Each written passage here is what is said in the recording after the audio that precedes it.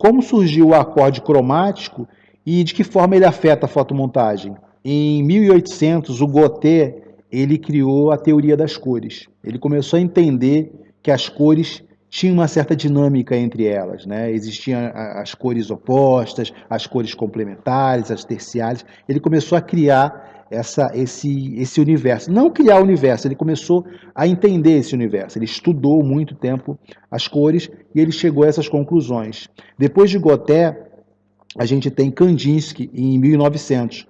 Kandinsky começa a entender a psicologia, que as cores elas têm um poder psicológico, como a música, né? Então ele começa a dar traços ali, isso em 1900, ele começa a dar traços ali de que a cor ela tem um poder ali de mexer na psicologia. Então você consegue mexer com a psicologia das pessoas dependendo das cores que você usa, dependendo do ambiente onde a pessoa esteja, as cores daquele ambiente. Então ele começa a dar esses passos. E nos tempos atuais a gente tem a Eva Heller. Ela fez um estudo com 2.000 pessoas. As pessoas tinham entre 14 e 97 anos. Esse estudo foi o seguinte: ela apresentava uma quantidade de cores e dessas cores foram 13 que foram selecionadas, tá? Essas foram 13 cores selecionadas. Essas cores, as pessoas tinham que responder várias questões em relação ao que sentiam sobre as cores, quais eram as cores que elas mais gostavam, as cores que menos gostavam. E nisso ela chegou no estudo do significado de cada cor e como é que se criaria um acorde cromático. Ela criou 117 acordes cromáticos, depois eu vou apresentar para você. Vai ter um PDF na descrição aqui do vídeo, eu vou deixar para você um link para você baixar depois esses 117 acordes que você pode usar nas suas fotomontagens. Você vai ver que é bem interessante. O que acontece se você confundir acorde cromático com paleta de cores na fotomontagem? A paleta de cores, ela leva muito em consideração modismo, preferências pessoais, né? Ah, eu gosto de tal cor, eu gosto de misturar tal cores. A paleta de cores ela funciona assim, ela não tem um estudo profundo, né? Ela não é uma obrigação que tenha um estudo profundo. Já o acorde cromático é diferente, é um estudo onde você analisa o que a maioria das pessoas pensa em relação a determinada cor. Por exemplo, dentro do estudo do livro, quando eu estava lendo, tem uma parte que é interessante, que se eu não me engano, são os rótulos de leite. Todo rótulo vai ter, se eu não me engano, cinza, azul e branco. São cores que trazem confiança, asepsia, né, quando a coisa é limpa, né, a higiene, né, um cuidado com a higiene do branco.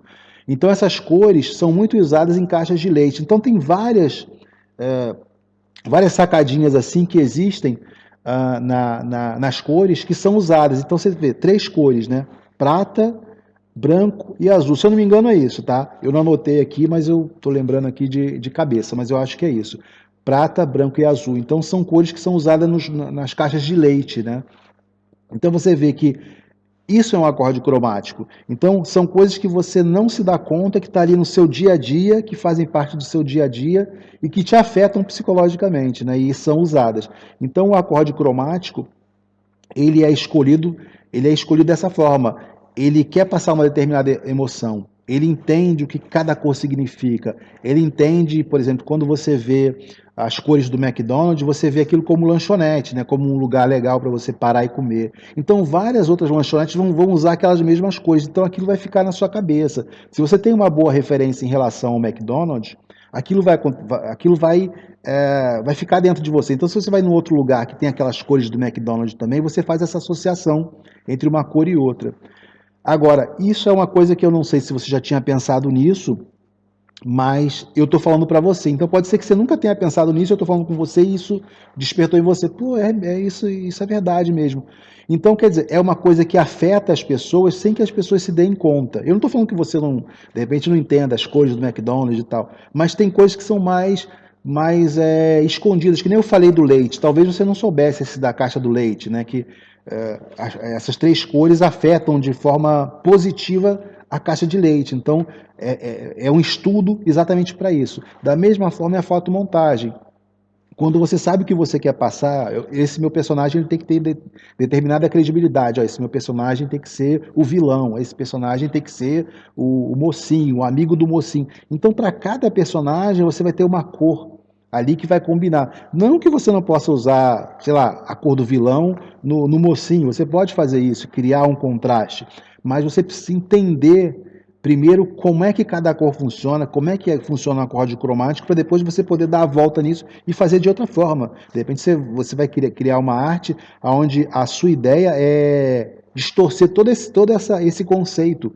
Mas para distorcer o conceito, você tem que entender o conceito primeiro, entendeu? Então o acorde cromático, ele vai levar em consideração a emoção que você quer passar. Geralmente um acorde cromático, ele é formado por 2 ou 5 cores, tá? Então esse é um acorde cromático.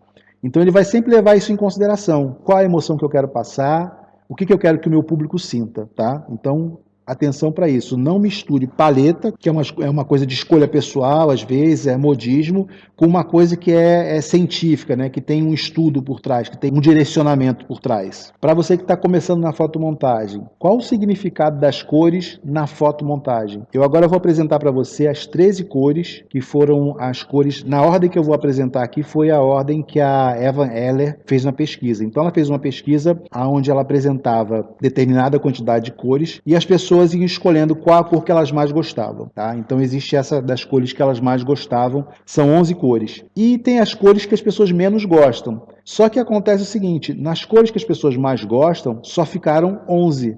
Ficou faltando 2 cores que não foram escolhidas. Mas ela fez também uma paralela que eram as cores que as pessoas menos gostavam. E nessas cores apareceram essas 2 cores que faltavam. E eu vou falar uma por uma para você aqui, e depois eu vou explicar o significado de cada cor, o que cada cor significa, beleza? Então eu vou apresentar para você as cores, das cores que as pessoas mais gostam, até a última é a cor que as pessoas menos gostam, tá?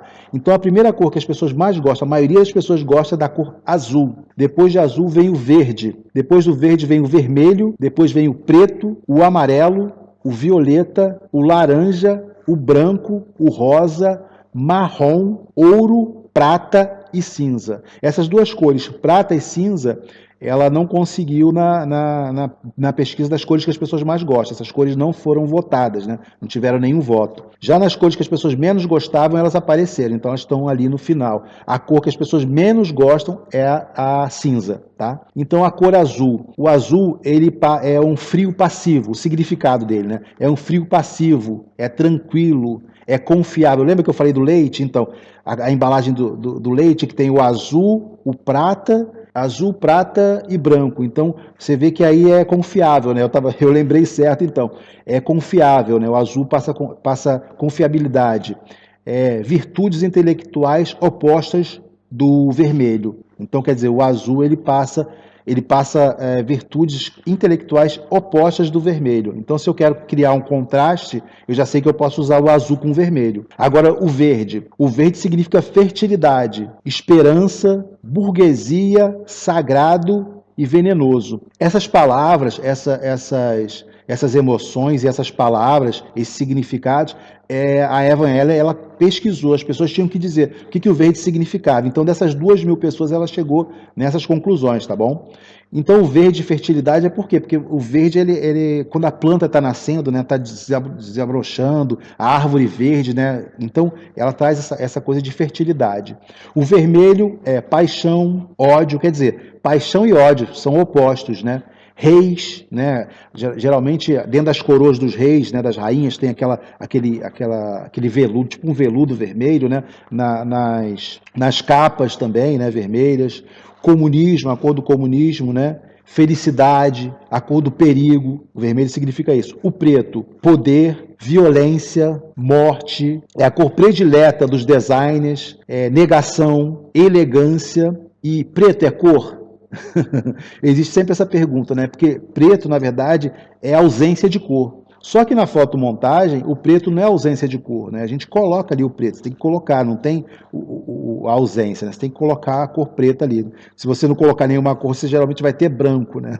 Os fundos das imagens, das coisas que você vai ver, geralmente sempre são brancas, nunca são pretas. Então, pra gente, na fotomontagem, para quem trabalha com arte, então o preto acaba sendo uma cor sim, tá? Já o amarelo significa contraditório, otimismo, ciúme, recreação. Recreação é diversão, momento de se divertir, né? Entendimento e traição. Depois a gente tem o violeta, poder, tecnologia, magia, feminismo e também é usado pelo movimento LGBT, né? Acaba sendo também uma característica interessante. O laranja tem também recreação, como o amarelo, budismo, né? Os budistas, você repara que aquela roupa dos budistas é laranja, né? Exótico, penetrante e sabor. Então, muitas lanchonetes acabam usando laranja porque desperta essa coisa de sabor, de querer degustar, né? De fome, de vontade de comer.